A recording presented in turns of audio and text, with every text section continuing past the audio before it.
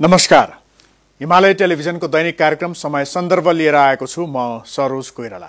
यस कार्यक्रममा हामी समसामयिक विषयवस्तुमा केन्द्रित रहेर कुराकानी गर्छौं र आजको सन्दर्भ विशेष गरेर न्यायालयको पछिल्लो फैसला पुनरावलोकन हुने सन्दर्भ, जो पत्नीको हत्या गरेका एक दोषीलाई अहिले जसरी जन्मकैदबाट घटाएर 8.5 वर्षसम्मको मात्रै सजाय को कुरा गरियो र रिहा गरियो, त्यो पुनरावलोकन हुने भएको छ र यो सँगै समग्र रूपमा भ्रष्टाचारको विषय अहिले यत्रतत्र सर्वत्र छँदैछ। न्यायालयको सन्दर्भमा पनि बेला बेला यो जोडिएर आउने गर्छ।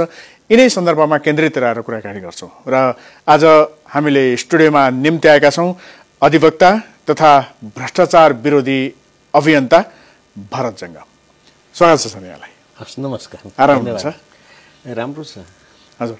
अब कुराकानीको सुरुवात चाहिँ विशेष गरेर आज हामी त भ्रष्टाचार विरोधी अभियानकै सन्दर्भमा कुराकानी गर्छौं, तर पनि अहिलेको अब तातो विषय जो पत्नीको हत्या गरेका एकजना दोषी जसलाई जन्मकैदको सजाय सुनाइएको थियो, तर 8.5 वर्ष चाहिँ सजाय भोगे हुने भन्ने किसिमको सर्वोच्च जुन पछिल्लो फैसला आयो त्यसको पुनरावलोकन हुने भनियो।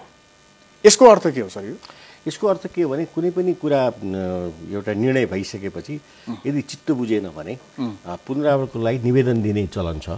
त्यो निवेदन चाहिँ अब महान्यायाधिवक्ता कार्यालयले दियो र त्यसलाई वास्तवमा हिजो 11 गते विशेष बेन्चले पुनरावलोकनको चाहिँ निशा दियो। निशा भन्छ यसलाई। निशा भनेको फेरि अब त्यो त्यो मुद्दा समाप्त भएको थियो।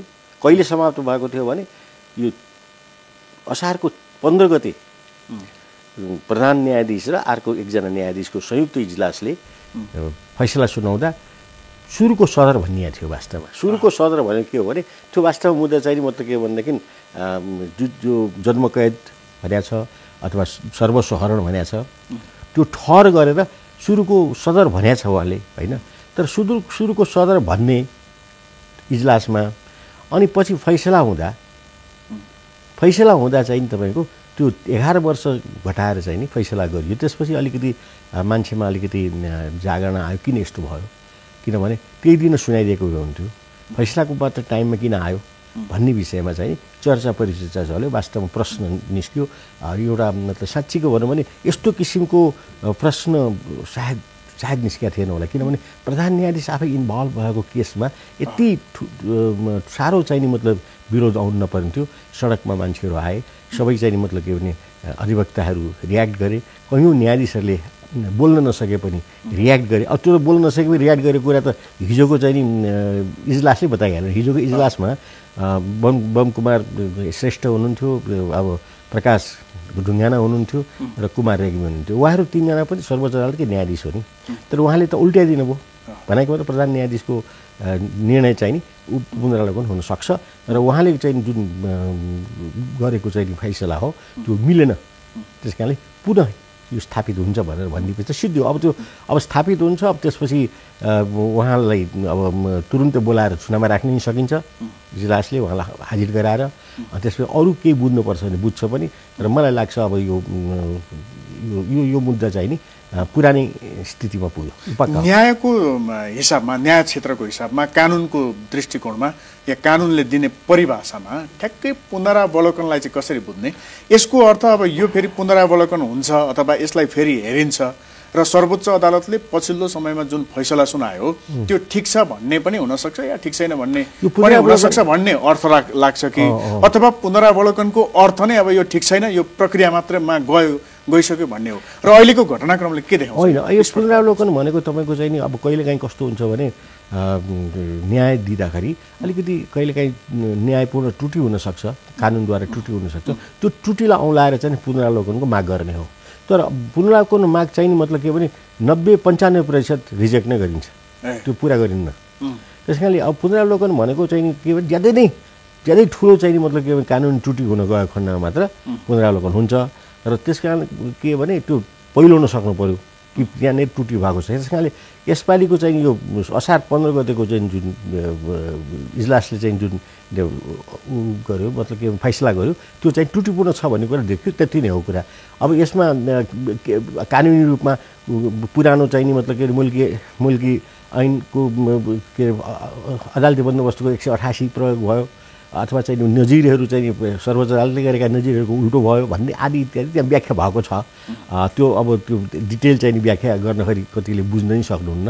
त्यो कानुनी त्रुटि एउटै कुरा के छ भने त्यो त्रुटिपूर्ण रहेछ भन्ने कुराको पहिला आएर निश्चय दियो। अब यो स्थापित हुन्छ, यति नै हो यसको। अब स्थापित भनेको यो उल्टिने सम्भावना बढी छ हैन अहिले उल्टिहाल्यो नि दोषीलाई कारबाही। अब दोषी त कारबाही हुन्छ। अब यसमा त किनभने यो त अब यो तीनटा चाहिँ नि मतलब के भने जजहरूको चाहिँ जुन बेन्चले चाहिँ गरेको निर्णय अब यसलाई फेरि उल्टन 5 वटा जजको आवश्यकता पर्छ भन्दाखेरि 5जना जज त अब त मतलब के भनेदेखि यो भुङ्ग्रोमा त हाम फाल्दैनन्। हिजो के थियो भने सायद अब पुरानो चाहिने मतलब के भने सुरुको सदर भनियो, सब मान्छे चुप लागे। लेख्नखेरि चाहिँ मतलब के भने सुरुको सदर गर्ने भनेको मतलब उहाँले जेल सजाय पाएको चाहिँ ठिक छ, उहाँले ज्यान मारेको पनि ठिक छ, तर यो चाहिँ नि मतलब के भने यो मानवीय दृष्टिकोणबाट उहाँको छोरछोरीको दृष्टिकोणबाट यो चाहिँ 11 वर्ष चाहिँ माफ गर्दा बेस हुन्छ भन्ने कुरा उहाँहरूले ठहर गर्नुभयो। अब त्यो ठहर फेरि भएन। यसको मतलब यही हो, सिद्धि हो। यस्तो भयो। यो ठहर गर्ने अथवा जस्तो विवेकको प्रयोग भन्ने शब्द यसपटक अलिक धेरै नै आयो। हुन त फैसलाको सन्दर्भमा यो आइरहने नै शब्द हो, तर यसपटक अलिक बढी चर्चामा आयो हैन। अब यो विवेकको अर्थ चाहिँ के? यो न्यायाधीशले चाहिँ आफ्नो पर्सनल व्यक्तिगत विवेकको प्रयोग गर्ने भनिएको हो कि आम जनताको स्वार्थ अथवा आम जनताले सडकमा लगाएका नारा भनौँ या त्यसमार्फत प्रतिबिम्बित भएको उनीहरूको आवाज मनोविज्ञान त्यो विवेकको अर्थ चाहिँ के? विवेकको अर्थ के हो भने एउटा मान्छेको चाहिँ मतलब के कानुनको अतिरिक्त मान्छेको ब्रह्म पनि हुन्छ कि ब्रह्म भनेको सत्य असत्य छुट्याउने विवेक भन्छ। त्यो ब्रह्म चाहिँ व्यक्तिगत हुन्छ कि आम जनताको ब्रह्म? अब त्यो विवेक प्रयोग गर्नेको मतलब के भने उसमा भर पर्छ कुन केसमा विवेक प्रयोग गर्यो भन्ने कुरा हुन्छ। यसमा चाहिँ नि कानुनले चाहिँ एउटा कुरो के एउटा बाटो दिएको छ भने विवेक प्रयोग गर्नको लागि यो डक्ट्राइन भन्ने हुन्छ मतलब के भने यो कानुनमा अनेक सिद्धान्तहरू हुन्छ प्रतिपादन गर्ने। त्यसमा नेसेसिटी डक्टर अफ नेसेसिटी भन्ने कुरा के भने उसको आवश्यकताको सिद्धान्त कुन चाहिने समयमा कुन आवश्यकताले गभर्न गर्यो या कुन आवश्यकता महसुस भयो त्यहाँ आवश्यकताको सिद्धान्त अनुसार पनि त्यो पनि कानुनै हो फेरि है। त्यो डक्ट्राइन भनेको सिद्धान्त हो। नेसेसिटी अफ डक्ट्रिन भनेको आवश्यकताको सिद्धान्त। अब जस्तो बाहिर भिडभाड भइसकेको छ ऊ गरेर अब त्यो कानुनले मिलेन भने पनि त्यहाँ कहिलेकाहीँ त्यो डक्ट्रिन अफ चाहिँ मतलब के भने नेसेसिटीले प्रयोग गरेर न्यायाधीशले चाहिँ न्याय दिन्छ। त्यही हो विवेक भने। त्यो विवेक भनेको आवश्यकता अनुसारको प्रयोग गरिने वस्तु हो, तर त्यसमा स्वार्थ रहनु भएन, आग्रह रहनु भएन, कसैलाई हस्तक्षेप गर्ने कानुन मिचिनु नै भएन। कानुन नमिचिकन पनि त्यो प्रयोग गर्नु दिनु पर्छ। कहिले कानुनले यस्तो गर्छ बन्देजै गर्दै हुन्छ, ठ्याक्कै बन्देज गर्दै हुन्छ, लकै गर्दै हुन्छ, त्यहाँनिर चाहिँ विवेक प्रयोग हुन्छ। त्यो पनि कानुन हो। हजुर। अब यहाँ भ्रष्टाचार विरोधी अभियन्ता पनि हुनुहुन्छ। भ्रष्टाचार विरोधी अभियानका सन्दर्भमा अथवा यो कुरामा यहाँको नाम जोडिएन या यहाँसँग कुराकानी गरिएन भने कुराकानी अपुरै हुन्छ भन्ने मलाई पनि लाग्छ। त्यस्तो त होइन होला। अधिवक्ता हुनुहुन्थ्यो, यो अहिलेको समग्र विषयमा हामीले कुराकानी गऱ्यौँ। जस्तो न्यायालयमै पनि र कतिपय फैसलामा पनि कहीँ कतै चाहिँ भ्रष्टाचारको कुरा जोडिएर आउँछ कि यो आम मानिसहरूले पनि कहीँ कतै आशंकाले जोडिदिने गरेका पनि छन्। कतिपय अवस्थामा चाहिँ औपचारिक रूपमै पनि यी कुराहरू कहीँ कतै आएका छन्। यो कतिको छ यो न्याय? अब यो त हेर्नुहोस्, अब न्यायालयमा भ्रष्टाचार भनेको कुरो जहिलेदेखि न्यायालय स्थापित हो तहिलेदेखि भ्रष्टाचारको गन्ध चाहिँ त्यहाँ आउँछ आएको पनि छ। त्यसैले अब फेरि एउटा कुरो के पनि छ भने न्यायालयले भ्रष्टाचार गर्दैन भन्ने विश्वास एउटा जागरण गर्न पनि मान्छेले न्यायालयले भ्रष्टाचार गर्दैन भन्छन्। तर त्यहाँनिर के हुन्छ भने कता कता मान्छेको भनसुन चल्छ कि अथवा चाहिँ मतलब के भने आफन्तको चाहिँ हेरिन्छ। अब अझ कानुनमा के छ भने आफन्तको नाता पर्ने डेडामा बस्यो छिमेकीसम्म मुद्दा हेर्न पाइन्न, हेर्नु हुँदैन। कानुनले वर्जित गरेको छ। यदि कुनै न्यायाधीश मेरो छिमेकी छ भने मेरो मुद्दा हेर्न पाइन्न भनेदेखि नाता पर्यो भने त हुँदै परेन। नाता भनेको मामा हो यताउता आमाको मामाको जताको नाता परे नाताको अलिकति पनि छेउ हो भने हेर्नु हुँदैन। त्यति त रोकेको छ। त त्यति हुँदै पनि अब ऊ चाहिँ नि न्यायाधीशहरू चाहिँ त्यति शुद्ध र राम्रा छन् भन्न सकिन्न र धेरै न्यायाधीशहरू राम्रा पनि छन् है। कोही कति न्यायाधीशहरू हेर्नुहोस् रत्नप्रसाद विष्ट भन्ने रत्नबहादुर विष्ट भन्ने ऊ बेला राजा महेन्द्रको टाइमको न्यायाधीश उहाँ यति शुद्ध हुनुहुन्थ्यो उहाँको नाउँ जहिले पनि लिन्छन् है। विश्वनाथजी पनि एकदम राम्रो शुद्ध मान्छे हुनुहुन्छ होइन उहाँको नाउँ पनि लिन्छन्। अब धेरै छन् नराम्रा मान्छे होइन राम्रा मान्छे पनि छन् यहाँ हेर्नुहोस् न्यायालय क्षेत्रमा तर नराम्रा पनि यति छन् कि हिजो चप्पल लगाएर काठमाडौँ आएर आइएल पढेर बल्ल बल्ल बल्ल बिएल पनि तपाईँको चाहिँ मतलब के भने मुस्किलले पास गरेर डिप्लोमा पास गरेर चाहिँ नि सेक्सन अफिसर छिर्या मान्छे काठमाडौँ 5वटा बिल्डिङ पनि छ। चाहे त्यो वकालत गरेर होस् चाहे त्यो न्यायाधीशमा भएर होस् वकालतहरू तपाईँको वकिलहरू हेर्नुहोस् हेर्दा हेर्दै हिँड्दा हिँड्दै उहाँ गाडी चढेर हिँड्छन्। भनेको त के त्यो न्यायालयलाई त्यो भ्रष्ट बनाउने वकिल पनि हो। आर्थिक दृष्टिकोणले आफैमा मलिलो क्षेत्र भएर हो कि यो यहाँ अनियमितता भ्रष्टाचार चलखेल अब यो प्रजातन्त्रमा अनेक किसिमको चल्छ के चलखेल भने जहाँ पनि चल्छ हेर्नुहोस्। त्यस कारणले अब यो कुरोको चाहिँ नि फेरि धेरै डिटेल गर्न खै गाह्रो पनि हुन्छ। कति तपाईँको चाहिँ मतलब यो न्याय क्षेत्रमा तपाईँको एउटाले काम गर्छ बिचौलिया भन्छन् बिचौलिया नामै बिचौलिया बिचौलिया भने के पीडित पक्ष र न्याय दिने पक्षको बिचमा अर्को एउटा पक्ष हुन्छ है। अब त्यो कहिलेकाहीँ वकिल पनि हुन्छ कहिलेकाहीँ बिचौलिया त्यो भन्छुन गर्ने मान्छे पनि हुन्छ। त्यसै बिचौलियाले चाहिँ बदमासी गरे हुन्छ कि राज्यका चाहिँ हरेक संयन्त्र चाहिँ भ्रष्टाचारमा चुर्लुममा डुब्ने तलदेखि माथिसम्म भ्रष्टाचार हुने अनियमितता हुने र खालि त्यो चाहिँ एउटा भनौँ न त्यो नियतै खालि त्यहाँभन्दा बाहिर नजाने। आखिरमा न्यायालय पनि त राज्यको एउटा अङ्ग हो सरकारको एउटा अङ्ग हो अनि त्यो चाहिँ एकदम शुद्ध होस् भनेर हामीले कामना गरेर त्यो पुरा हुन्छ कि हुँदैन? होइन शुद्ध होस् पनि हामीले कामना गर्नुपर्छ तर शुद्ध हुँदैन व्यवहारिक हुन्छ कि हुँदैन? शुद्ध हुँदैन। त्यस कारणले त हामीले हेर्नुहोस् त्यहाँ ऐन संविधानमै राखेका छौँ नि के अरे तपाईँको चाहिँ नि अनेक किसिमका कारबाहीहरूको चाहिँ राखेका छौँ अथवा चाहिँ नि संसदले चाहिँ नि मतलब अविश्वासको प्रस्ताव ल्याउन सक्छ संसदले चाहिँ नि अरू कारबाहीहरू गर्न सक्छ। किन त्यहाँ अलिकति गडबड हुन्छ भन्ने कुरा आशंका त विद्यमान छ नि त त्यसैले त कानुन बनाएको छ नि।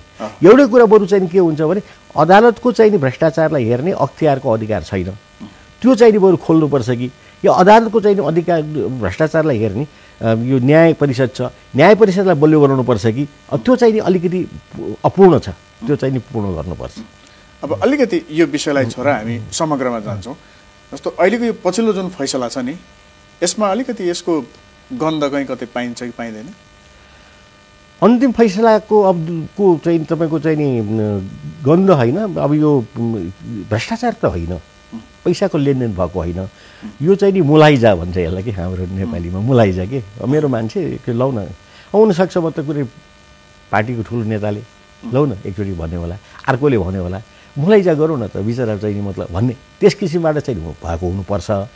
पैसाको लेनदेन छ भने त म चाहिँ नि भन्न सक्दिनँ यसमा र अब जेसुकैबाट भए तापनि त्यो फैसलाले त काउन्टर दिने त अहिले हिजो 11 गते भइसक्यो। अब यसलाई त किन फेरि स्थापित भइसक्यो यसलाई अब कुरा गरिरहनु पर्ने आवश्यकता मैले देख्दिनँ। अब समग्रमा जाउँ जस्तो भ्रष्टाचारको सन्दर्भ तलदेखि माथिसम्म यहाँसम्म कि न्यायालय पनि बेला बेला जोडिने गर्छ जबकि त्यो नजोडिनु पर्थ्यो भन्ने सबैको एउटा अपेक्षा हो। जस्तो अहिले पछिल्लो समयमा यो 10,000 बन्दुक अमेरिकासँग नेपालले किन्दैछ। अब यसको सन्दर्भमा पनि अलिअलि कता कता गन्धहरू आउन थालिसकेका छन्। विशेष गरेर अहिले यो एलसी बन्द भएर टिटी खुल्यो भनिएको छ यो त अचम्म यो के यो कुरो के हो यो स्पष्ट पार्दिनुहोस् न आम जनताले बडो ठिक तपाईँले चाहिँ एउटा जनताले बुझ्नुपर्ने भाषा हो यो। अब जनतालाई के थाहा एलसी भने के हो है जनतालाई के थाहा टिटी भने के हो अनि बन्दुक किन्दैछन् G2G भन्छ G2G भने के गभर्मेन्ट टु गभर्मेन्ट भने हो फेरि गभर्मेन्ट टु गभर्मेन्ट चाहिँ मतलब के भने भ्रष्टाचार हुँदैन भन्ने जुन चाहिँ भनाइ छ नि त्यो होइन। गभर्मेन्ट टु गभर्मेन्टमा पनि मतलब के त्यहाँ चाहिँ मिडिएटर हुन्छ त्यो मिडिएटरलाई चाहिँ मतलब के भने गभर्मेन्टले पैसा दिन्छ कमिसन दिन्छ यो पक्का पक्की हो। किन अमेरिकाको त सबैभन्दा ठुलो व्यापार भनेको नै हतियार 100 रुपियाँको बन्दुक अथवा $100 बन्दुक बनाउन खरि $50 पनि पर्दैन त्यो बन्दुक 1800 1900 2000 4000 सम्म बेच्छन्। भन्नु कति कमिसन राख्ने भन्नुहोस् त 100 रुपियाँ पर्ने चिजलाई 4000 मा यदि बेच्छ भने कति कमिसन राख्ने? अहिले अमेरिकाले तपाईँको अफ्रिकामा भन्नुहोस् अथवा साउथ इस्ट एसियामा भन्नुहोस् अथवा चाहिँ नि ल्याटिन अमेरिकामा भन्नुहोस् यो कमजोर चाहिँ नि अस्थिर सरकार भएको चाहिँ गरिब देश छ नि त्यहाँ हतियार सप्लाई गरेर पैसा कमाएको हो नि उसको मूल स्रोतै हतियार हो त उसले चाहिँ नि हतियार किन्ने देशको मिडिएटरलाई त स्पेसल पैसा दिएकै हुन्छ 20% 25 बरु त्यहाँ बार्गेन कति चल्छ भने कति पर्सेन्ट 10%मा मान्छ कि 5%मा मान्छ कि उनीहरूको बाकाइदा लेखेको हुन्छ यो commission it is for commission finished कसले बोल्ने त्यहाँ त्यो बिजनेस हो नि बिजनेसमा त कमिसन लेनदेन भइहाल्छ नि हो यहाँनिर कुरा के छ भने तपाईँको 10,000 बन्दुक चाहिँ नि किन्ने आजभन्दा 3 वर्ष अगाडि सुरु भएको र 2 वर्ष अगाडि यसलाई चाहिँ किन्ने भनेर नि सरकारमा प्रस्ताव गयो जतिखेर मतलब के भने यो हाम्रो यो प्रधानमन्त्री नै हुनुहुन्थेन है पुरानो टाइममा त्यो अल्झियो तर त्यो चाहिँ पिछा लाग्ने चाहिँ जो मिडिएटर हुन्छ त्यसले छोडेन नछोड्दै आएर चाहिँ अहिले चाहिँ तपाईँको यो टाइममा आएर रक्षा मन्त्रीलाई समात्यो रक्षा मन्त्रीलाई समातिसकेपछि रक्षा मन्त्रीले के भन्यो ठिक छ त्यसको एलसी खोलिदिउँ भनेर एलसी खोले एलसी भनेको के त्यसको अर्थ के थियो टिटीको अर्थ के हो अलिकति एलसी भनेको लेटर अफ क्रेडिट भनेको के भने तपाईँको मेरो पैसा ग्यारेन्टी छ यो ब्याङ्कमा लेटर पठाउने के क्रेडिट लेटर अफ क्रेडिट तपाईँ यस्तो चिठी जो पैसा ग्यारेन्टी लिएर पठाउने लेटर अफ क्रेडिट यहाँबाट चाहिँ ब्याङ्क टु ब्याङ्क जान्छ जस्तो कुनै नेभल ब्याङ्कबाट या नेपाल राष्ट्र ब्याङ्कबाट या मतलब कहीँबाट ब्याङ्क जान्छ त्यो चाहिँ नि अमेरिकाको एउटा ब्याङ्कमा जान्छ बेनिफिसियरी ब्याङ्क भन्छ त्यसलाई त्यो बेनिफिसियरी ब्याङ्कमा चाहिँ नि मतलब के भने एलसी गइसकेपछि त्यो एलसीको आधारमा त्यहाँ माल डिस्प्याच हुन्छ त्यहाँ सर्टिफाई हुन्छ सर्टिफिकेट अफ ओरिजिन भन्ने हुन्छ होइन यो यहीँ बनेको सामान हो अन्तबाट आएको होइन चीनबाट आएको होइन अमेरिकामा बन्यो भने सर्टिफिकेट अफ ओरिजिन गर्नु पऱ्यो त्यसपछि त्यसले डिस्प्याच गर्नु पऱ्यो ठाउँ ठिक छ भने इन्स्पेक्सन हामीले भनेको मान्छेले इन्स्पेक्सन गराउनुपर्छ त्यो अनि त्यो चाहिँ त बिस्तारै चाहिँ कलकत्ता हुँदै आयो त्यो बन्दरगाहमा आयो हामी कहाँ त आइपुगेको छैन अब उसले चाहिँ नि के भने आफ्नो चाहिँ नि पैसा लिन पर्यो भने लेटर अफ क्रेडिटको आधारमा आफ्नो ग्यारेन्टीमा उसको ब्याङ्कको ग्यारेन्टीमा उसले पैसा उहाँ झिक्छ तर हामी तबसम्म त्यो पैसाको ल्याबल हुँदैनौँ मात्र हामीले के भनेको छ भने यो माल पठाइदियो एलसी पठायो अब यहाँ चाहिँ त्यो कलकत्ताबाट जाँचबुझ गरेर आउँछ त्यसपछि अब भन्सार आउँछ भन्सारबाट नेपाल भित्री हामीले पनि इन्स्पेक्सन गर्छौँ यो बन्दुक सही सलामत छ कि छैन पड्की निकालको हो कि होइन कहीँ चाहिँ डिफेक्ट पो छ कि हुनसक्छ चाइनाको चाहिँ नि अथवा चाहिँ रसियाको चाहिँ नि बन्दुक चाहिँ सप्लाई पो भएको छ कि तर यहाँ हेर्छ जाँच छ यहाँ ठिक छ भनेर यहाँ भनेपछि पेमेन्ट गरिदेऊ भनेपछि अनि पेमेन्ट हुन्छ यो एलसी भयो एलसीको प्रक्रिया अब टिटी भने के हो त अब एलसी अब त्यहाँ नै अब कमिसनको कुरा त्यो एलसीको माल सप्लाई भएर माल ठिक छ भनेर इन्स्पेक्सन भएर यहाँबाट चाहिँ पैसा पठाइदियो भनेपछि उसले पैसा पाएपछि मात्र त्यो चाहिँ नि बिचौलियाले पैसा पाउँछ भन्दाखेरि त्यो त तपाईँको आजै सुरु हो भने 6 महिना लाग्छ यसले पैसा पाउन यहाँ त हतार भइसक्यो भोलि निस्किने हो कि त्यो मन्त्रीबाट पर्सि निस्किने हो प्रधानमन्त्रीकै भरोसा छैन अनि रक्षा मन्त्रीलाई चाहिँ डर भयो कामै गर्नु छ भने चाँडो पैसा गरौँ भनेपछि के गर्ने त उपाय हामीले टिटी भनेको टेलिग्राफिक ट्रान्सफर यसको एकदम शब्द टेलिग्राफिक ट्रान्सफर भने के भने आज यहाँ टेलिग्राफले अब मेरो एकाउन्ट यहाँ छ त्यो एकाउन्ट चाहिँ नि मतलब टेलिग्राफिक ट्रान्सफर भने उसको एकाउन्टमा पठाइदिन्छ ठाडै पैसा माल छ मतलब छैन त्यो अघि यहाँले भनेको प्रक्रिया यसमा हुँदैन उल्टो भइगयो नि पहिले पैसा गयो टेलिग्राफिक ट्रान्सफर भनेको या त टेलिग्राफिक ट्रान्सफर के हुन्छ माल आएर यहाँ जाँचेर चाहिँ मतलब कि इन्स्पेक्सन गरेर ठिक छ भनेपछि टेलिग्राफिक ट्रान्सफर गर्दा यो चाहिँ तरिका ठिक हो एलसी जस्तै भयो अब यहाँ त माल आउनु कहाँ छ कुन चाहिँ नि मतलब कि कारखानामा कहाँ चाहिँ नि मतलब के भने पुस्दैछ होला त्यहाँको कामदारले नेपाल पठाउनु पर्छ भनेर होइन त्यो पनि अब वर्ष दिन भइसक्यो त्यो प्याक गरेर राख्या त्यसलाई फेरि निकालेर पुस्नु पऱ्यो होइन ठिक छ छैन जाँच्नु पऱ्यो बन्दुकहरू सबै अब 100 रुपियाँको बन्दुक मैले भनिहालेँ $100ले बन्ने बन्दुक 4000सम्म बिक्छ अब यो कतिमा बिक्या छ 10,000 बन्दुक त चाहिँ मैले एक्ज्याक्ट त्यसको मूल्य चाहिँ थाहा छैन मिनिमम पनि $2000 हुन्छ डलर मिनिमम पनि 100 को अब त्यसमा कति कमिसन दिने भन्नुहोस् न जति कमिसन दिए नि पुग्यो 50% कमिसन दिए नि पुग्छ $1000 ल त त्यसरी तपाईँको चाहिँ दिने चलन छ त टिटी भनेको के भने टेलिग्राफिक ट्रान्सफर भनेको माल आउनुभन्दा पहिले नै उसको चाहिँ मतलब सम्पत्ति हामीले चाहिँ पैसा चाहिँ उसलाई दियौँ अब उसले भोलि दिएन भने ल भन्नुहोस् त मुद्दा गरेर को जाने कस्तो मिस्टेक छ हेर्नुहोस् त्यो फेरि वास्तवमा राष्ट्र बैंकको नियमले मान्दैन। राष्ट्र बैंकलाई रोकेको छ कति लाखसम्म मात्र टेलिग्राफिक ट्रान्सफर हुन्छ, अन्यथा गर्न मिल्दैन भनेर राष्ट्र बैंकले रोक्यो। यो एलसीमै जानुपर्छ, टेलिग्राफिक ट्रान्सफर गर्नु हुँदैन, राष्ट्र बैंकले रोक्दै मन्त्री परिषदले स्पेसल मतलब के भनेदेखि पास गर्यो। हेर्नुहोस् त, अब मन्त्री परिषदले पास गरेपछि कसको बाउको के लाग्ने? यहाँ त न अख्तियारले हेर्न पाउँछ, न त्यो तपाईँको चाहिँ नि अर्थ मन्त्रालय अन्तर्गतको त्यो राष्ट्र बैंकले बोल्न पाउँछ, न जनताले बोल्न पाउँछन् है। यो मन्त्री परिषद भने के हो? जङ्गबहादुर हो कि है? ऊ बेलाको जङ्गबहादुर भन्न अझ डेन्जर। कमसेकम त्यो जङ्गबहादुर यति बदमासी त गर्दैन थियो है। अब यो त कस्तो मन्त्री परिषद? नेपाल कम्युनिस्ट पार्टीको भन्छन्, यो ऐन पनि मतलब छैन, कानुन पनि मतलब छैन, सिस्टम पनि मतलब, ब्याङ्किङ सिस्टमलाई मान्नु पर्दैन भने कस्तो कुरा गर्नुहुन्छ? खान पायौँ भन्ने जे पनि खाइदिने हो। यहाँनिर कुरो के छ भने ऐन कानुनलाई यसरी, संविधानलाई यसरी कुल्चेर हिँड्ने प्रवृत्ति डेभलप भइसकेको हुनाले यसमा पनि कुल्चेको हो। हामीले के भन्ने अब? त्यस कारण यो टेलिग्राफिक ट्रान्सफरबाट के हुन्छ भने अब टेलिग्राफिक ट्रान्सफर गएको भोलिपल्ट पैसा आइपुग्छ यहाँ, तोकिएको पैसा $50,000 आउनु पऱ्यो कि $1,00,000 आउनु पऱ्यो। अब 1 अरबको छ हेर्नुहोस् है, 1 अरबको 10,000 ल भन्नुहोस् कति पऱ्यो? प्रश्न छ नि हिसाब त। अब यो अहिले पछिल्लो समयमा त्रिभुवन युनिभर्सिटीले भ्रष्टाचार विरोधी विषय चाहिँ अध्यापन गराउने भनेर स्वीकृत गर्यो र सिलेबस पनि आयो होइन अहिले पछिल्लो समयमा, जसको लागि यहाँले धेरै लामो समयदेखि पहल गरिरहनु भएको थियो। भनेपछि त यसले पनि के देखाउँछ भने नेपालमा भ्रष्टाचार कति गहिरो छ। पढाइ नै हुने भनेपछि त त्यो विषयको यहाँ आवश्यकता भएरै पढाइ भयो होला होइन। अब त्यो त तपाईँको हेर्नुहोस्, मेरो लामो समयदेखिको यो यसमा लगानी छ र 40-50 वर्ष भयो मैले भ्रष्टाचार विरोधी आन्दोलनमा हिँडेको। म भ्रष्टाचार विरोधी आन्दोलन गर्दा गर्दै वरिष्ठ पत्रकार भएँ, वरिष्ठ के अरे तपाईँको साहित्यकार पनि भएँ है, त वरिष्ठ मतलब के भने कानुनविद पनि भएँ म। अब मतलब लगभग भ्रष्टाचारकै विरोधमा हिँड्दा यति भइसकेपछि मैले चाहिँ नि यसलाई एजुकेसनमा आवश्यकता पर्छ भनेर फिल गरेको 20 वर्ष हो। 20 वर्षदेखि म त्रिभुवन युनिभर्सिटी धाएको छु, कसैले वास्ता गरेन मलाई है। त्यसैले भएन, अब यो चाहिँ नि त्रिभुवन युनिभर्सिटीमा त किन धाउनु? अब विश्वको अन्य युनिभर्सिटीसँग नि कन्ट्याक्ट गर्छु भने अरूसँग कन्ट्याक्ट गरेँ, हेरेँ है। अब यो मलाई पिर के भनेदेखि यो नेपालको मात्र पिर है, नेपालको पिर त पहिलो छँदैछ। किनभने यहाँ भ्रष्टाचार कसरी न्यूनीकरण गर्ने भन्ने हरेक प्रधानमन्त्री आउँदा भन्छ मतलब के शून्य सहनशीलताको हामी चाहिँ मतलब के भ्रष्टाचार शून्य सहनशीलताको अवस्था ल्याउँछौँ भनेर भन्छन्। अघिल्लो दिन भोलिपल्टदेखि त्यही भ्रष्टाचारीबाट घेरिएर चाहिँ भ्रष्टाचार गरे हुन्छ। अब ओलीजी जहिले पनि भन्नुहुन्छ म भ्रष्टाचारीको मुखै हेर्दिनँ भन्ने हुन्छ, क्या गजब कुरा।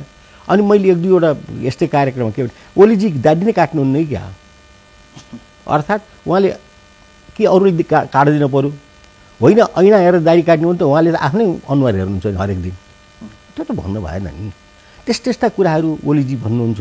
तर भ्रष्टाचार भन्नुहुन्छ नि, हेर्नुहोस् ओम्नी काण्ड, अहिले टिटी काण्ड, कतिवटा भन्नै लाजै भइसक्यो।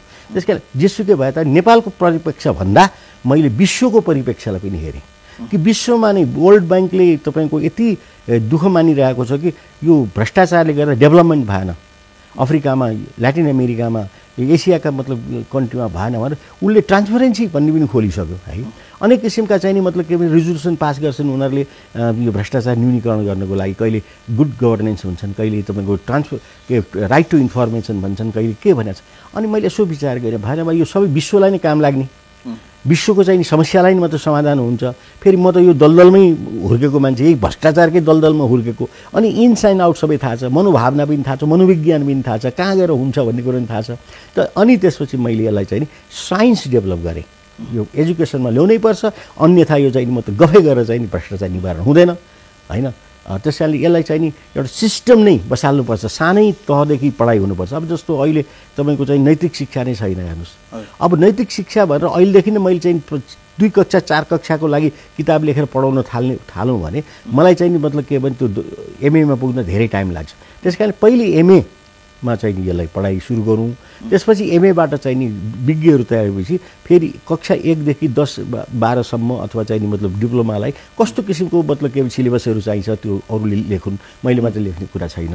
र यो विश्वव्यापीकरण गरौँ भन्ने हिसाबबाट मैले science of anti corruption, anti corruptology भन्ने एउटा नयाँ एउटा साइन्स डेभलप गरे, एन्टी करप्टोलोजी। हजुर, यो शब्द पनि नयाँ हो र यसको विचार पनि नयाँ हो र यो चाहिँ नि प्राज्ञिक विश्व प्राज्ञिक एउटा आकाशमा नयाँ चाहिँ मतलब विषय मैले प्रस्तुत गर्दै, जसलाई चाहिँ तपाईँको अहिले सबैले एक्सेप्ट गरिरहेका छन्। अनि त्यसलाई रजिस्टर्ड गर्ने एउटा मतलब के भने विधिवत रजिस्टर्ड गर्ने तरिका के छ भने यो अमेरिकामा वर्ल्ड लाइब्रेरी कङ्ग्रेस भन्ने छ वासिङटनमा, त्यो चाहिँ इन्साइक्लोपेडिया पनि निकाल्छ, विकिपेडिया पनि निकाल्छ त्यसले। त्यहाँ गएर रजिस्ट्रेसन गरेँ, मलाई 8 महिना लाग्यो त्यहाँ रजिस्ट्रेसन गर्न है, किनभने यो नाउँ रजिस्ट्रेसन गर्नुपर्ने थियो मलाई। अनि त्यसपछि त्यसको विषय रजिस्टर्ड गर्न, सिद्धान्त रजिस्ट्रेसन गर्नुपर्ने थियो। उनीहरूले 8 महिना टाइमले यो मौलिक हो कि होइन यो सिद्धान्त भनेर उनीहरूले मौलिक ठहर गरे। त्यसपछि युकेमा गएर गरेँ, इन्डियामा गएर गरेँ, नेपालमा गरेँ आइडिया रजिस्टर्ड, जो तपाईँको चाहिँ नि कानुनले जति दिन सक्छ। त्यसपछि अनि मैले युनिभर्सिटीमा गएर गरिसकेपछि युनिभर्सिटीले फिल गर्यो वास्तवमा हो यो त पढाइ हुनुपर्छ भन्ने चाँडो फिल चाहिँ नि त्रिभुवन युनिभर्सिटीले गर्यो। त्यो त यस्तो त काठमाडौँ युनिभर्सिटी पनि मैले दिएको छु, पोखरा युनिभर्सिटी पनि दिएको छु, काशी हिन्दू विश्वविद्यालयलाई पनि दिएको छु, दिल्लीको चाहिँ विश्वविद्यालयलाई पनि दिएको छु, वर्ल्डको अरू विश्वविद्यालयलाई पनि दिएको छु। तर यसले चाहिँ म नजिक पनि भएँ अनि डे टु डे काम गर्न पाइयो। दोस्रो कुरा के भने एन्टी करप्सन एकाडेमी भन्ने छ हामीसँग, एउटा एन्टी करप्सन एकाडेमी। अनि एन्टी करप्सन एकाडेमीले बरु यदि त्रिभुवन युनिभर्सिटीले तिमीहरू गर्दैनौ भने म आफै वर्ल्डको कुनै पनि युनिभर्सिटीबाट चाहिँ स्वीकृति लिएर म आफै चलाउँछु एमए क्लास भनिदिएपछि यिनीहरूले ओहो जसँगमा चल्दो रहेछ त र त्यसो गरौँ त भनेर अनि हाम्रो एन्टी करप्सन एकाडेमी र त्रिभुवन युनिभर्सिटीको सहकार्यमा हामीले सिलेबस निर्माण गऱ्यौँ। सिलेबस चाहिँ तपाईँको विधिवत चाहिँ नि अस्ति यो असारको 8 गतेको चाहिँ नि प्राज्ञिक सभा भन्दाखेरि एकाडेमिक काउन्सिल हुन्छ, त्यो काउन्सिलले पास गर्यो। के हुन्छ सिलेबसमा के छ, के आयो सिलेबसमा तपाईँको जम्मा हामीले त्यसलाई 63 क्रेडिट आवरको जसले के भने सिलेबस बनाएका छौँ। अब त्यसमा तपाईँको पहिलो त यही एन्टी करप्टोलोजी सिद्धान्तै पढाउनु पऱ्यो है, त्यो 3 क्रेडिट आवरको छ। त्यसपछि तपाईँको चाहिँ इकोनोमिक्स, त्यसै पोलिटिकल साइन्स, अनि पोलिटिकल पार्टिजहरू पढाउनु पऱ्यो, गुड गभर्नेन्स पढाउनु पऱ्यो, ल पढाउनु पऱ्यो। यो त सबै आयो योसँग जुट्ने। अब यो चाहिँ नि के भने विशुद्ध यो चाहिँ नि सोसल साइन्स हो कि यो चाहिँ नि मतलब के भने सोसल साइन्स भएको हुनाले समाजशास्त्रको अङ्गको रूपमा जस्तो सोसल साइन्स पोलिटिकल साइन्स पनि हो, सोसल साइन्स तपाईँको यो मतलब इकोनोमिक्स पनि हो, यो रुरल डेभलपमेन्ट पनि हो होइन, र सोसियोलोजी पनि हो। यी सोसल साइन्सको एउटा अङ्गको रूपमा यो स्ट्यान्ड गर्यो के खडा भइदियो। त्यो के भने एन्टी करप्सन स्टडिज। यो अलिकति बढी प्राविधिक हुँदैन, यो प्राविधिक होइन, सोसल साइन्स यो होइन, प्राविधिक होइन, यो सोसाइटीसँग सम्बन्धित, व्यक्तिसँग सम्बन्धित, व्यक्तिको मनोवृत्तिसँग सम्बन्धित, मनसँग सम्बन्धित। हेर्नु आयो नि त होइन, सोसाइटीमा त तपाईँको चाहिँ सोसल साइन्सले यस्तै पक्रिनु त हो नि मान्छेको अब जस्तो एउटा व्यापारीले अर्थशास्त्रमा के पढ्छ, म बढी से बढी नाफा गरौँ उसले, अनि उत्पादन गर्ने म बढी राम्रो मार्केट खोजु, उसको एटिट्युड चाहिँ के हुन्छ बढी हो। त्यस्तै एटिट्युड हो यो पनि। यो पनि के तपाईँको घुस खाने नखाने एटिट्युड भने छ, त्यो भित्रबाट चाहिँ मतलब के अरे उ गर्ने कुरा।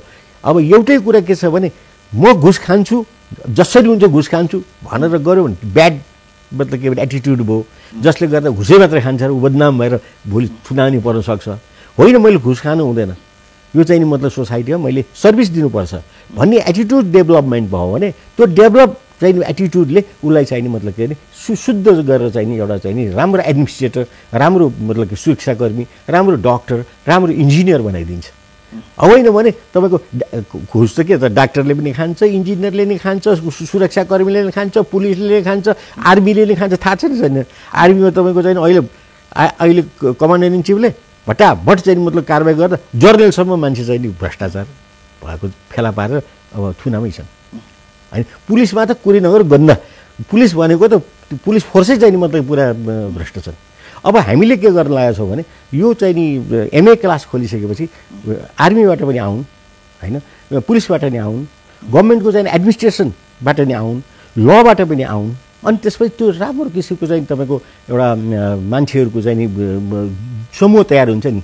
के भने भ्रष्टाचार गर्नु हुँदैन, आचारमा बस्नुपर्छ, सदाचारी हुनुपर्छ। भ्रष्टाचारी हुँदा बदनाम हुन्छ, त्यसको इम्प्याक्ट सोसाइटीलाई मात्र पर्दैन, फ्यामिलीलाई पर्छ।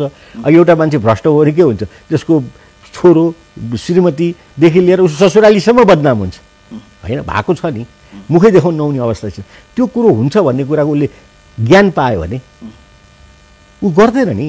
मान्छे त आखिर कोही पनि मान्छे जन्मदै क्रिमिनल भएर जन्मिन्न, जन्मदै भ्रष्ट भएर जन्मिन्न। यो भ्रष्टाचार यसरी बढ्नुमा चाहिँ अहिले जुन हाम्रो चाहिँ हरेक क्षेत्रमा भ्रष्टाचार चाहिँ जरो गाडेर बसेको छ, यो यसो हुनुको कारण हाम्रो सिस्टम नमिलेर हो कि अध्ययन अध्यापन नभएर चाहिँ हो? जानकारी नभएर, धेरै कुरा जानकारी नभएर हुन्छ। अब जस्तो जानकारी के भयो भने गुल्मीबाट आउने, यहाँ फटाइ गरे पनि बदमासी गरे पनि तपाईँको चाहिँ पैसा कमाउने, चाहे चाहिने मतलब के भने जग्गा बेचेर होस्, चाहे झुटो बोलेर होस्, चाहे चाहिने व्यापार गरेर होस्, पैसा कमाउने अनि ठुलो भन्ने एटिट्युड चाहिँ जो डेभलप भयो नि, त्यही नै चाहिँ तपाईँको अज्ञान हो नि। त्यो त अज्ञानता हो नि।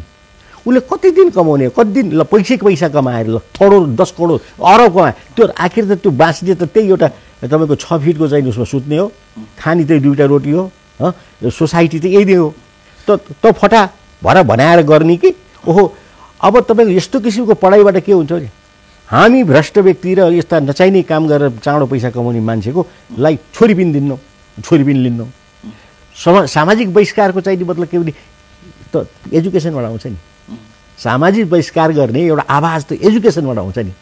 त्यो बहिष्कार गर्ने प्रवृत्ति डेभलप भयो भने अनि त्यसको छोराले के भन्ला त्यसलाई, ओहो मेरो बाउले फटाइ गरेर पैसा कमाएको त म कतैको नरहने भएँ।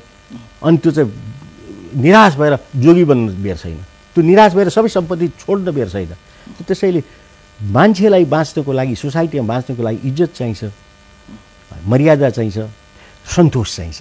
भनेपछि त यहाँ जीवन दर्शन र नैतिक शिक्षाको आवश्यकता पर्ने त्यो छ हामी कहाँ, हामी सिलेबसमा छ। र उनले फेरि अध्ययन गर्नुपर्छ। 6 क्रेडिट आवर त तपाईँको अध्ययनै गर्नुपर्छ।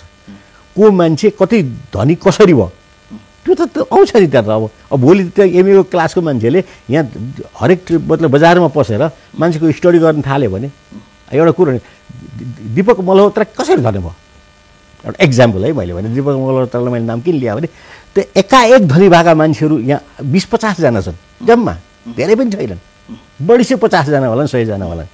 30-100 जनाले त 100 वटा चाहिँ मतलब कि स्टुडेन्टले चाहिँ मतलब समातिहाल्छ, नभए डक्टर गर्दाखेरि समात्छ, फिलोसफी डक्टरेट गर्न समात्छ। अनि त्यो थेसिस राखेर तपाईँको इतिहास बनाइदियो भने त्यो मान्छेलाई मर्नु भएन, अनि उसले त त्याग गर्ने होइन बा यस्तै कलेज खोल्नुपर्छ ल भनेर उल्टिन सक्छ नि भन्।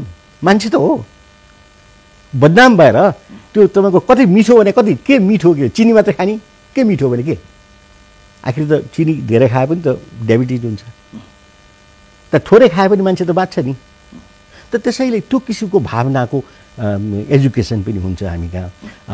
आचारको कुरा हुन्छ, विचारको कुरा हुन्छ, यो मतलब के भने कानुनलाई कसरी चाहिँ बनाउने, कानुन कसरी निर्माण गर्ने, कानुनमा के डिफेक्ट छ त्यसको पत्ता लगाउने। अनि तपाईँको चाहिँ मतलब के भने अहिले सरकारसँग भएका जो चाहिँ नि अहिले कम्पोनेन्टहरू छन्, जस्तो अब मतलब के अरे यो तपाईँको मनी लाउन्ड्रिङ शुद्धिकरण होइन, सम्पत्ति शुद्धिकरण भन्ने मनी लाउन्ड्रिङको एउटा डिपार्टमेन्टमै छ होइन। त्यो डिपार्टमेन्टले कसलाई पनि किन चाहिँ तैँले यति पैसा कमाइछ भनेर ल प्रुभ गर भनेर समात्न सक्छ, समात्दैन। समात्यो भनेदेखि घुसपेट गरेर निस्किहाल्छ। अब यस्तो किसिमको सतर्कता केन्द्र छ हेर्नुहोस् है, प्रधानमन्त्रीको अन्तर्गत सतर्कता केन्द्र छ, त्यो सतर्कता केन्द्रले पनि केही गर्दैन। त्यसपछि तपाईँको चाहिँ यो के अरे राजस्व अनुसन्धान छ, जहाँ चाहिँ मतलब ट्याक्स नतिरेर भ्याटहरू छलेर अरबौँ रुपियाँ कमाइरहेका छन्, त्यहाँ पनि तपाईँको त्यति कारबाही हुँदैन। त्यो ती सबै कसरी कारबाही गर्नुपर्छ भन्ने कुराको एजुकेसन हामी कहाँ हुन्छ। अब हामी अन्त्यमा पनि छौँ, जस्तो एउटा यो कुरा बताइदिनुहोस् न कि यस्तो किसिमको पढाइ यहाँ हामी कहाँ पहिलो हो कि अन्यत्र पनि छ? यो पढाइ चाहिँ युनिभर्सिटीको हिसाबले चाहिँ हामी कहाँ पहिलो। विश्वको त्रिभुवन युनिभर्सिटी पहिलो युनिभर्सिटी हुन्छ जसले भ्रष्टाचार विरुद्धको विषयलाई पढाइमा ल्यायो। कतै हामी यही रेकर्डमा चित्त बुझाएर त बस्ने अवस्थामा त रहँदैनौँ कि नेपालमा विश्वविद्यालय स्तरमा पहिलो पटक त्रिभुवन विश्वविद्यालयले चाहिँ भ्रष्टाचार विरोधीको अध्ययन गराएको हो, अध्ययन अध्यापन गराएको हो। उपलब्धि यतिमा मात्रै सीमित रह्यो। किन उपलब्धि? यो त मतलब के भने विश्वविद्यालयको गरिमा बढ्यो। अब यो त्रिभुवन विश्वविद्यालय पुरानो विश्वविद्यालय मध्ये पर्छ होइन, यो 13 सालमै खुलेको। त त्यसैले तपाईँको चाहिँ 60 वर्ष हुन लागिसक्यो। त अब यस्तो किसिमको विश्वविद्यालयको चाहिँ नाउँ चाहिँ माथि आयो भने यो विश्वविद्यालय गरिमा बढ्यो नि। त अनि अरू विश्वविद्यालय ओहो यति पुरानो विश्वविद्यालयले गर्यो मैले किन नगर्ने भनेर यहीँका काठमाडौँ युनिभर्सिटीले गर्छ, पोखरा युनिभर्सिटीले गर्छ, अनि त्यसपछि दिल्लीको अथवा बम्बईको अथवा चाहिँ मतलब के भने इङ्ल्यान्डको सबै विश्वविद्यालय गर्न सक्छ नि। त्यो हो भनेदेखि यो लिडिङ विश्वविद्यालय एउटा। अब दोस्रो कुरा म चाहिँ नि तपाईँको के छ भने यो चाहिँ नि फिलोसफीलाई, यो सिद्धान्तलाई पहिलोपट्टि प्रतिपादन गर्नको लागि मैले लेखेको सिद्धान्त प्रतिपादित भयो, त्यसमा म खुसी हुनु पर्यो। म खुसी भएपछि म पनि तपाईँको चाहिँ नि एउटा साइन्स विज्ञानको चाहिँ नि दाता भएँ, पिता भएँ। मेरो मस्तिष्कबाट निस्केका चाहिँ सिद्धान्तहरू एजुकेसनमा आयो, पढाइमा आयो, विश्वव्यापी रूपमा पढाइमा आयो भनेदेखि फादर अफ एन्टिग्रेटेड साइन्समा त विकिपिडिया लेखिसकेका छ। अहिले पनि तपाईँ गुगलमा गएर फादर अफ एन्टिग्रेटेड साइन्स लेख्नुभयो भने भरत जङ्ग भनेर आउँछ। त्यो त उपलब्धि भइसक्यो, त्यो त नेपालको प्राइड हो नि। जुन नेपाल तपाईँको भ्रष्टाचारको दलदलमा फसेर भ्रष्ट सेवा छैनन् भनेर भनिएको ठाउँबाट पनि भ्रष्टाचार विरुद्धको चाहिँ मतलब साइन्स डेभलप भएर विश्वव्यापी रूपमा एउटा इन्फर्मेसन अथवा सूचना दिन्छ, एउटा भोइस चाहिँ मतलब के लाउड भोइसले भन्छ कि हेर भ्रष्टाचार गर्नु हुँदैन है, नेपालबाट आयो सिद्धान्त, अब तिमीहरू पनि पढौ भनेर जापानलाई भोलि पढाउन सकिन्छ, अमेरिकालाई पढाउनु। जापानमा पनि त भ्रष्टाचार छ नि, थाइल्यान्डमा भ्रष्टाचार छ, अमेरिकामा भ्रष्टाचार, कहाँ छैन भ्रष्टाचार। यस कोणबाट यहाँलाई बधाई पनि, शुभकामना पनि। हजुर, यहाँसम्म आइदिनु भयो, धेरै धन्यवाद। हुन त यो धेरै भेग विषय हो, यो धेरै कुरा गर्न सकिन्छ, फेरि पनि अब आज हामीले भने एलसीको उसको कुरा गऱ्यौँ नि, यो बुझ्दाखेरि कति के पनि छैन नि, एलसी भनेको टिटी भनेको, तर यो बुझिसक्दाखेरि हेर्नुहोस् त कस्तो भयङ्कर त्यो ज्ञान भने त्यो हो कि त्यो ज्ञान चाहिँ हामीले चाहिँ मतलब के भने बिस्तारै युनिभर्सिटीको माध्यमद्वारा दिन्छौँ। र अब युनिभर्सिटीमा तपाईँको एमए गएपछि विज्ञ तयार भए, त्यसै पिएचडी गएपछि मतलब पिएचडीका चाहिँ मतलब के डक्टर भए, तिनले फेरि अरू चाहिँ मतलब के भने कक्षाको लागि सिलेबसहरू करिकुलमहरू बनाउँछन्, किताबहरू लेख्छन्, अनि त्यो कुरा किताब बाहिर जान्छ। एउटा कुरो सबभन्दा महत्त्वपूर्ण कुरा म के अहिले भन्न चाहेको भने यदि हामीले चाहिँ नि मतलब के भने विश्वविद्यालय मार्फत पिएचडी गऱ्यौँ भने जब ग्यारेन्टी, इन्टरनेसनल जब ग्यारेन्टी म दिन्छु। अहिले वर्ल्ड ब्याङ्कले प्रति वर्ष 50 जना मान्छे एन्टी करप्सन विज्ञ चाहिँ लिन तयार छ, 50 जना एक्सपर्ट, एन्टी करप्सन एक्सपर्ट। अब यहाँ युनिभर्सिटीले एक्सपर्ट भने एक्सपर्ट भइहाल्यो नि, त एसियन डेभलपमेन्ट ब्याङ्कले लिन्छ, युएनडिपीले लिन्छ, अरू कतै मतलब के भने वर्ल्डका एजेन्सिजहरू छन् जो चाहिँ नि म एन्टी करप्सनको बारेमा स्टडी गर्न चाहन्छ, एन्टी करप्सन सिस्टममा ल्याउन चाहन्छ, त त्यो मान्छे लिन्छ। भनेपछि यो त जागिरको दृष्टिकोणले पनि यो एजुकेसन भनेर त बहुत महत्त्वपूर्ण कुरा भयो। अब यो कुरो बुझाउन हामीलाई बडो गाह्रो छ एउटा। अब यो कसरी गर्ने भन्ने विषयमा अलिकति म टाइम लिएँ। अब हाम्रो एन्टी करप्सन हामीसँग एकाडेमी छ, एन्टी करप्सन एकाडेमीले एउटा चाहिँ ग्रान्ट राखेको छ, रिसर्च ग्रान्ट। अब जसले एमए गर्छ एन्टी करप्सनमा यसमा, त्यसलाई पनि हामी ग्रान्ट दिन्छौँ। त्यसपछि एमफिल गर्यो, यदि स्पेसल एन्टी करप्सनलाई नै बेस मानेर एमफिल गर्यो हामी 50,000 रुपियाँ ग्रान्ट दिन्छौँ अहिले, है अहिले त्यो बढ्नु पनि सक्छ। पिएचडी गर्छ त्यसलाई 1 लाख रुपियाँ ग्रान्ट दिन्छौँ। त्यो कसले दिने भने हामीले दिने। हामी भनेको एन्टी करप्सन एकाडेमी, त्यो हामीसँग छ। त्यो बाहिर स्रोत आफ्नो, अहिले त आफ्नै, अहिले चाहिँ छैन, कोही कसैले हामीलाई कसैले दिएको छैन अहिलेसम्म 1 रुपियाँ कसैले अनियमितताकै कुरा छ नि होइन। अब सुन्नुहोस् न, मैले यत्रो वर्ष सेवा गरेँ, यत्रो काम गरेँ, मैले 8-10 लाख रुपियाँ तपाईँको चाहिँ नि 8-10 जना चाहिँ नि विज्ञ बनाउन मैले आफ्नो पर्सनल खर्च गरेर के बिग्रियो त? यसै त तपाईँको जुवा खेलेर त जान्छ मान्छेको होइन। अब अन्य किसिमबाट खर्च त जान्छ भने मैले तर स्थापित भएपछि भोलि सरकारले देला नि त यो एन्टी करप्सन एकाडेमीलाई सरकारले प्रति वर्ष ल 10 लाख रुपियाँ दिने भन्देला, या 50 लाख या 2 करोड दिने भन्देला होइन। आखिर त विवेक त त्यो उस नि, एउटा व्यक्तिले यसै गरिरहेछ भने यो त नेसनले गर्नुपर्ने कुरा है भनेर यदि फिल गर्ने प्रधानमन्त्री आए, फिल गर्ने अर्थमन्त्री आए, त्यसले दिन्छन् नि, हामीले डोनेट गर्छौँ। तर विदेशबाटै आउन सक्छ। नमस्कार, टाइम दिनुभयो, धेरै धन्यवाद, नमस्कार। हामीसँग हुनुहुन्थ्यो भरत जङ्गम, अधिवक्ता तथा भ्रष्टाचार विरोधी अभियन्ता। यिनै सेरोफेरोमा केन्द्रित रहेर कुराकानी गऱ्यौँ र यससँगै कार्यक्रम समय सन्दर्भको आजको लागि समय सकिएको छ। भोलि फेरि अर्को सन्दर्भका साथ हामी आउनेछौँ। नमस्कार।